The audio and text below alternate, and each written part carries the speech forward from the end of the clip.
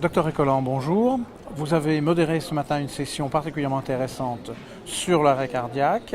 Et je vais d'abord vous demander de vous présenter, de me dire votre pôle d'activité, de façon à ce que nous comprenions pourquoi vous étiez modérateur de cette session. Effectivement, donc dans un congrès de cardiologie, et je ne suis pas cardiologue, puisque je suis urgentiste, je suis le responsable du SAMU SMUR de la Pitié-Salpêtrière à Paris, et j'ai beaucoup, je dirais, l'arrêt cardiaque m'a beaucoup intéressé et j'ai publié sur l'arrêt cardiaque. Voilà pourquoi je suis ici. Alors, ces nouveautés sur l'arrêt cardiaque, elles concernent donc la prise en charge initiale de l'arrêt cardiaque. Et si vous aviez une chose importante à me dire aujourd'hui, une tendance, laquelle ce serait ?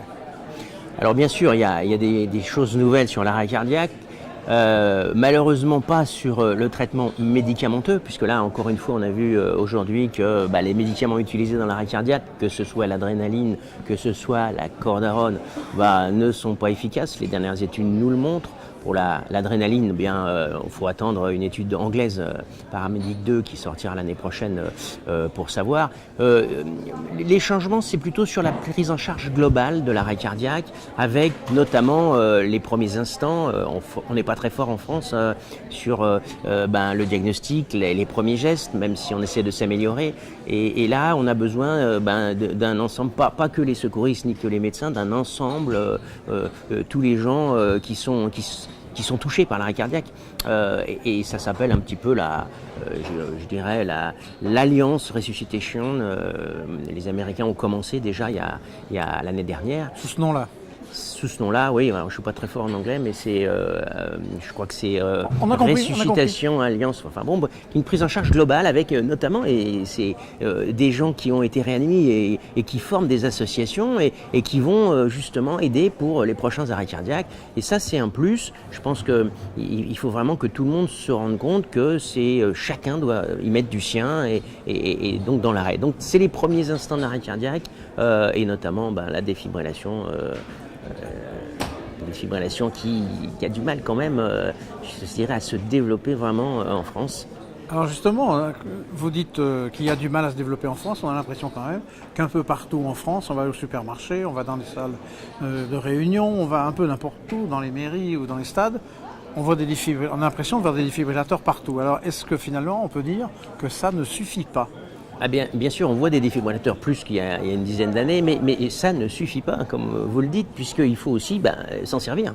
Le défibrillateur, il est là, il faut s'en servir. Donc s'en servir, ça veut dire faire rapidement le diagnostic, donc faire les premiers gestes, aller chercher le défibrillateur et s'en servir. Et moi, je vois autour de moi, on fait des formations, les gens ont un petit peu de mal à s'en servir. Donc c'est plutôt la formation, c'est plutôt l'idéal, ce serait que la formation soit un petit peu partout, ce soit dans les écoles d'abord, qui va le faire, c'est le problème. Ce soit les journées défense citoyen, où ça fait 2 ans que ça a été arrêté.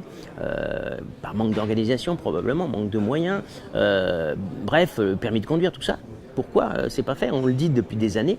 Pourquoi ? Parce que c'est difficile, l'État a peut-être du mal à s'en occuper, et ce serait peut-être l'occasion des associations d'élargir la prise en charge de l'arrêt cardiaque à toute la population, et ça, je pense que ce serait une bonne chose. Et dans l'état actuel des choses, est-ce que les utilisateurs potentiels sont formés pour décrocher cet appareil vert et l'utiliser, ou est-ce qu'ils sont posés comme ça et finalement c'est pas des gens qui savent s'en servir ? Oui, c'est effectivement un peu ça. Je pense qu'il y a des défibrillateurs. Il en faudrait beaucoup plus probablement, mais bon. Mais les gens n'ont peut-être pas assez pris, je dirais, pas l'habitude, par la formation, mais le geste d'aller le décrocher et de l'utiliser, ça vient après le fait d'aller voir le patient, enfin d'aller voir la personne qui est tombée, d'aller faire le diagnostic. Et c'est là où je pense qu'il y a une formation à faire. Avant d'utiliser le défibrillateur, il faut que tout le monde ait conscience que quand on tombe par terre, il faut aller voir. On a au SAMU des appels où les gens nous appellent au SAMU, ils disent j'ai quelqu'un par terre sur le trottoir, venez. Et alors on leur dit, mais alors, attendez, il respire pas. J'ai pas été voir. C'est ça, le français c'est ça. Il va falloir que le SAMU leur dise, mais attendez, pour qu'on envoie quelqu'un, allez voir, est-ce qu'il respire, et ça, c'est ça à mon avis qu'il faut développer en France. C'est le tissu de base des gens de première ligne qui a besoin encore d'être Tout à formé fait. Là pour où, du plus être très élémentaire. tout à fait, là où dans les pays nordiques, c'est quasiment 90% des gens. Chez nous, je pense que ça augmente, mais c'est encore à moins de 50%. Et c'est ça qui est un petit peu dommage. Très brièvement, parce que ce n'est pas tout à fait le sujet, mais il y a quelques années, on nous a dit l'amiodarone, c'est merveilleux, ça y est, ça remplace tout. Alors, qu'est-ce qui reste aujourd'hui? Le médecin qui a la chance d'avoir le matériel sous la main, qu'est-ce qu'il fait? Alors justement, oui, j'allais en parler. Les médicaments, on vient de le dire, ne sont pas très utiles. Même, il a été prouvé l'année dernière, il y a 2 ans, que la cordérone n'était pas efficace. L'adrénaline, on a dit, on ne sait pas. On sait par contre que des hautes doses d'adrénaline sont néfastes.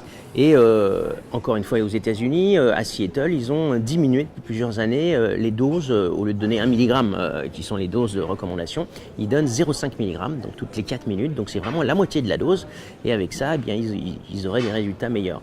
Pareil, aujourd'hui, on a eu une session de l'arrêt cardiaque chez la femme. On nous a montré que la femme était moins réanimée, hein, mais survivait plus et elle recevait moins d'adrénaline. Donc c'est peut-être une piste pour nous dire que c'est tentant. C'est tentant et il va falloir attendre, on a dit, l'étude anglaise Paramédic 2 pour savoir. Alors l'adrénaline, la cordérone, donc qu'est-ce qui reste? Il reste pas, il n'y a pas de médicaments. Donc il faut vraiment, je pense, qu'une prise en charge rapide, médicalisée, avec. Alors après, quand la défibrillation a donné des résultats, c'est pas fini.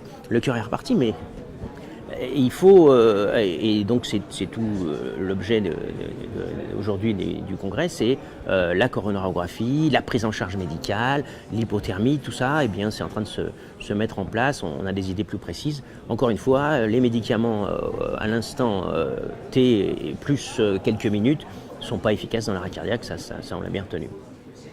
Et j'espère qu'on va le retenir à l'issue de cette interview. Merci beaucoup. Et merci à vous.